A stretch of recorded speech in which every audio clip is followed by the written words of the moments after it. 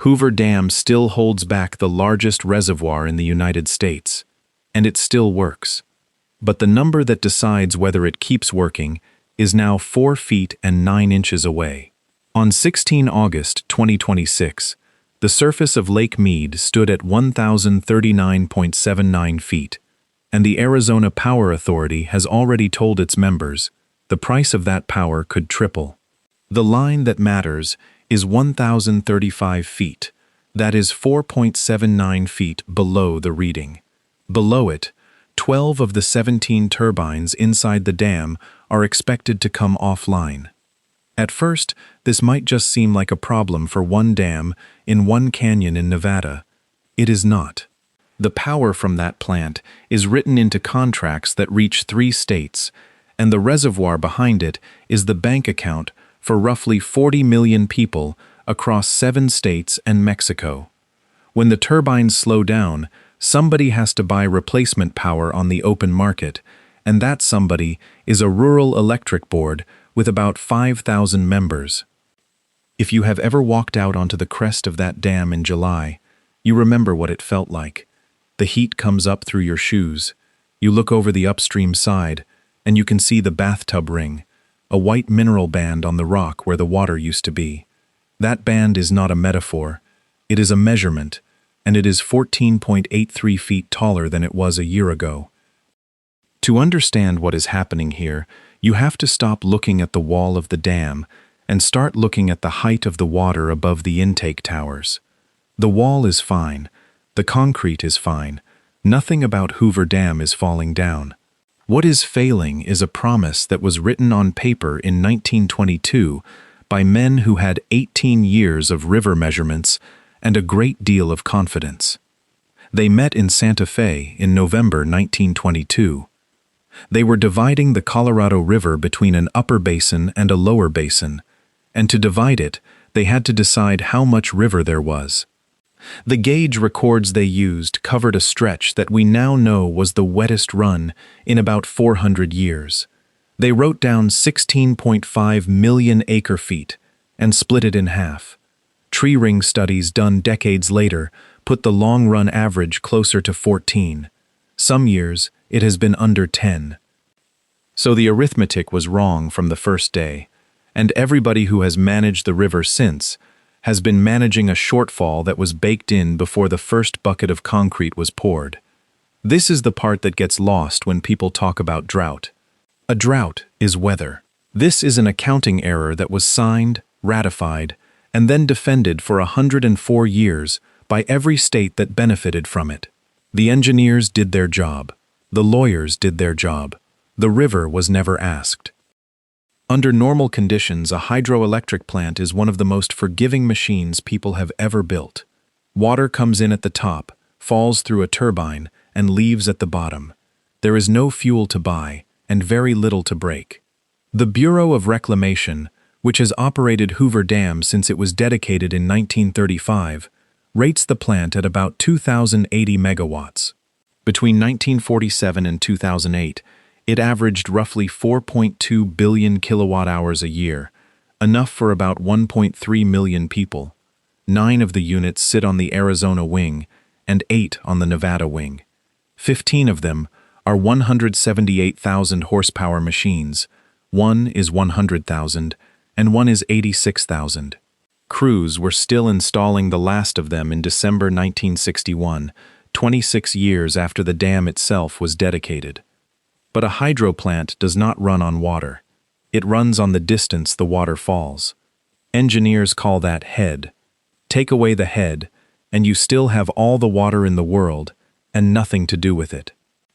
If you find this useful, the channel is called PT Team, and it exists to show you the number underneath the headline, the one that decides what a piece of infrastructure can actually do, rather than what it was announced to do. Subscribe now, because the next part is where the story stops being about a lake and starts being about a bill that arrives at somebody's house. Here is the mechanism. The intake towers at Hoover Dam pull water from a fixed set of openings in the canyon wall. As the surface drops, the column of water pressing down on those openings gets shorter. The turbines still turn, They just turn with less force behind them, and the plant produces less for every gallon it passes. Output at Hoover today runs somewhere between 40 and 50% below where it sat in 2000. Then there is a second problem, and it is the one that puts a hard edge on 1,035 feet. When a Francis turbine runs far outside the head it was designed for, the pressure on the low side of the blade can drop far enough that the water flashes into vapor. Those bubbles collapse against the metal. Engineers call it cavitation, and it does not sound like a warning. It sounds like gravel in a washing machine. A machine operator standing on the generator floor can hear it through the deck plate before any instrument on the panel reports it. That is not folklore. It is how the job is done. The operator logs it, the shift supervisor calls it in, and somebody upstairs decides whether the unit runs through the afternoon peak or comes off. Left running, cavitation eats the blade, and a runner for a machine of this size is not something a crew fabricates in a week. That is why the number is not a guess. Tom Bushatsky, who directs the Arizona Department of Water Resources, has said the reservoir is going to reach that elevation, and there is no question about it. He was not making a prediction about weather. He was reading a schedule. Now go and meet the people who pay for it. Lincoln County sits northeast of Las Vegas. It is bigger than 3 of the smaller states, and has fewer residents than a mid-sized high school district. Its power board serves about 5,000 members, and roughly 70% of what they use comes from Hoover Dam. Dane Bradfield, the general manager, has spent the last 2 years doing the same piece of arithmetic over and over. If the federal allocation shrinks, he buys the difference on the market, and the market does not care that his members are ranchers and county employees. Jordi Fuentes, who runs the Arizona Power Authority, has put it in one sentence. When that happens, the resource becomes unaffordable for most of their customers. Robert Van Hofwegen, a dairy operator who also manages an irrigation district, described it as one more Jenga block on top of a tower that is already leaning. Hold those 2 sentences next to the brochure version. Hoover Dam power is some of the cheapest electricity in North America, and it is cheap because the federal government financed the dam under an act signed on the 21st December 1928, and by the 50th anniversary in 1985, the Bureau of Reclamation recorded that the majority of the project cost had been repaid to the federal treasury. For 4 decades, that discount has been quietly moving from the federal balance sheet into the pockets of everybody downstream. Now the discount is being withdrawn, and the first people to feel it are not the ones who built the swimming pools. They are a dairy operator in Arizona and a county power manager in Nevada. It is worth knowing exactly where that cheap power goes, because the list is public, and it is not what most people assume. Nevada takes 23.3706%. Arizona takes 18.9527%. The single largest share, 28.5393%, goes to the Metropolitan Water District of Southern California, which uses a great deal of it to pump Colorado River water over a mountain range and into the taps of Los Angeles. The city of Los Angeles takes another 15.4229% in its own right. Southern California Edison Company takes 5.5377%, and the city of Boulder City, Nevada, which was built to house the men who poured the dam, keeps 1.7672%. The people at that water agency are not villains in this story, and they are not fools either. They inherited a pumping plant, a contract, and a bill, and their job is to keep the taps open in a region of 19 million residents. Every one of them knows the arrangement is circular. None of them can unwind it alone. Read that list again. The biggest customer of Hoover Dam is a water agency, and it spends the electricity moving the same river the dam is sitting on. When the lake falls, the plant makes less power, and the agency that needs that power to move water needs more of it, not less. That is the shape of the problem in one line, and no engineer designed it. A series of contracts did. Las Vegas already worked out where this was going, and its answer is the most honest piece of engineering on the whole reservoir. The Southern Nevada Water Authority spent years boring a tunnel underneath the lake bed so that the city could draw from far below the old intakes. Intake 3 began carrying water in September 2015. The machine that dug it cut a tunnel 24 feet across. The crews who dug it spent years underground on a job that ran long and ran hard, and the tunnel they finished sits below every intake the city had used before. When a boring machine of that size stops, nobody above ground hears anything. The men on the shift do. Then they built the pump station to match. The low lake level pumping station was finished in 2020 at a cost of $522 million against a $650 million estimate, which is a sentence you almost never get to write about public infrastructure. It can move up to 900 million gallons a day, and it does it through 34 vertical shafts, each one 500 feet deep and 6 feet across. Nobody in Las Vegas calls that a success story, and that is the interesting part. A city spent $500 million on a straw because it had stopped believing the number in the contract. The engineers who signed off on that station were not predicting drought. They were pricing the difference between what the river was promised to carry and what it actually carries, and they paid it in concrete. The engineering response at the dam itself is already underway, and it is more interesting than the doom version suggests. 12 of the 17 machines are conventional units. They were designed for a lake that stayed high, and they lose efficiency quickly as the head falls. 5 of them have already been replaced with wide head units, which are shaped to keep working at lower elevations. 3 more wide head units have been authorized at a cost of about $52 million. With those in place, the plant's floor moves down to roughly 950 feet, which is 89.79 feet below where the surface sat on 16 August. So the story is not that the dam stops. The story is what it costs to keep it going, and who is asked to pay. One estimate put the loss of capacity at 1,035 feet, at about 70%. With the new machines in, the figure improves to about 58%. That is still more than half the plant. There is a third force, and it arrived on paper this summer. On 31 July 2026, the Bureau of Reclamation released the final environmental statement for how the Colorado River will be run after the 2007 guidelines expire at the end of this year. The new framework starts on 1 January 2027 and runs through 2036. For 2027 and 2028, the lower basin takes cuts of 760,000 acre-feet from Arizona, 440,000 from California, and 50,000 from Nevada. That is 1.25 million acre-feet a year.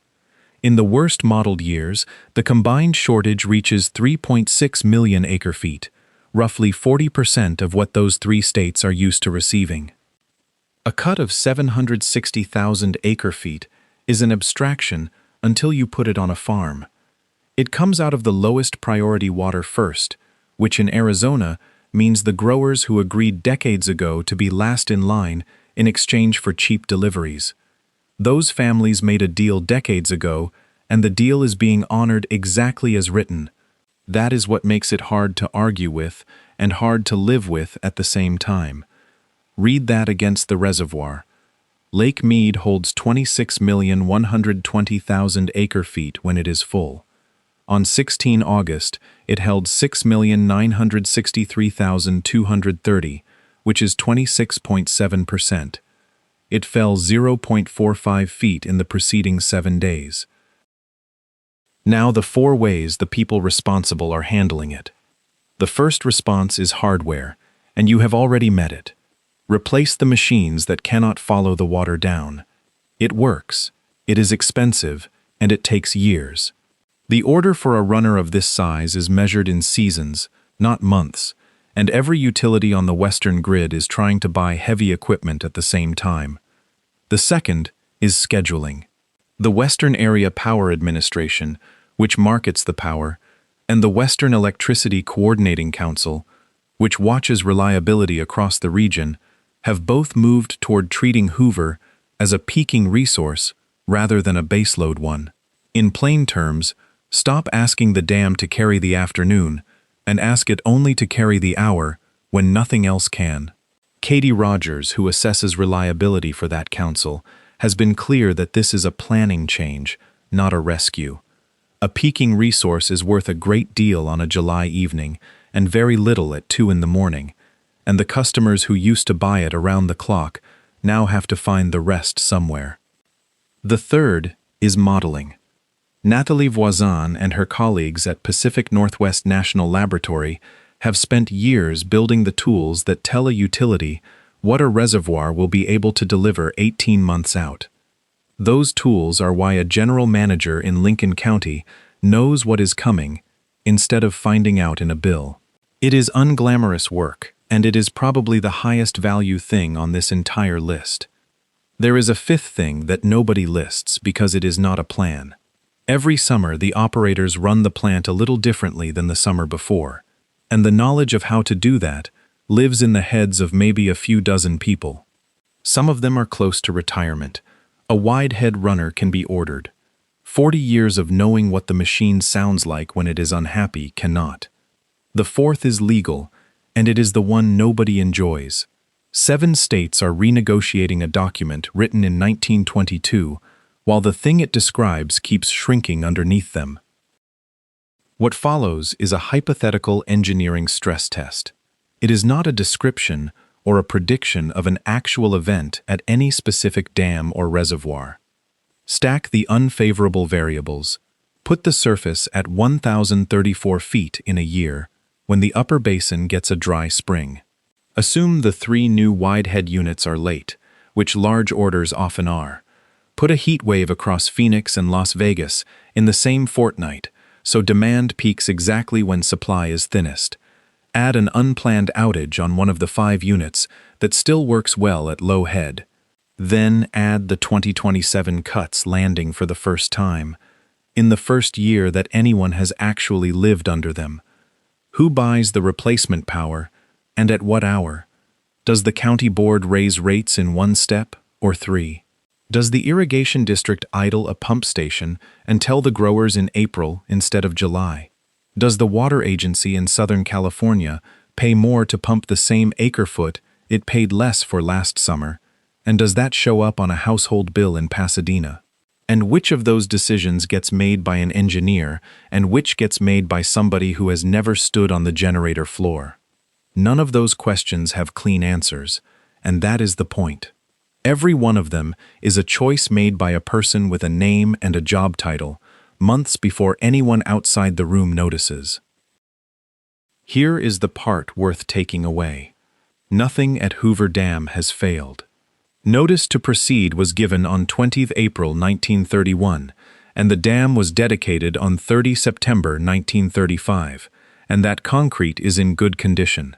The first generator came online on 26 October 1936, and the 17th on 1 December 1961, and the plant has run for 90 years. The uprating program in the late 1980s made it better than it was built. The steel is fine, the wall is fine, and the men who poured it were very good at their jobs. What expired is an assumption. In 1922, a group of men assumed the Colorado River carried 16.5 million acre-feet a year, and every structure, contract, farm, and city downstream was built on that number. The reservoir reached its record high in 1983, and people took that as confirmation. The dry period that began around 2000 has now run 26 years, which is long enough that calling it a drought is starting to look like a way of avoiding the word average. It is worth being precise about who carries the cost of that assumption, because it is not distributed evenly. The households in Los Angeles that draw on the largest allocation will see a change measured in cents. The 5,000 members in Lincoln County are buying the same shortfall spread across a much smaller number of people. The engineering is identical in both places. The bill is not. An engineer can design around a load. An engineer cannot design around a number that was never true. That is not a failure of concrete. It is a failure of arithmetic that took a century to arrive, and it is arriving at the desk of a power manager in a county of 5,000 residents. One thing before the end. Nothing here is financial, investment, or policy advice. The reservoir figures come from published readings taken on 16 August 2026, and a fuller note on sources is in the description. If you work in hydro operations, in a rural power district, or on the river itself, I want the correction more than I want to be right.